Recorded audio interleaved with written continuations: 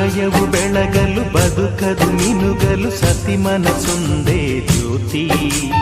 ಕರೆದರೆ ಚೈತ್ರವ ನೆನೆದರೆ ಸ್ವರ್ಗವ ಪಡೆಯಲು ಸತಿಯೇ ಸ್ಫೂರ್ತಿ.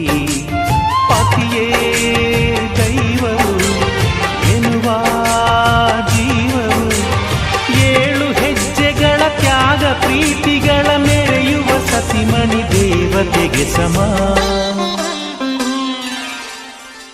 ಸುಮತಿ ಸುಮತಿ ಶ್ರೀಮತಿ 6 ಗುಣಗಳೇ ನಿನಗಾರತಿ. ಮನಕ್ಕೆ ಕೊಡತಿ ಮನೆಗೆ ಗರತಿ.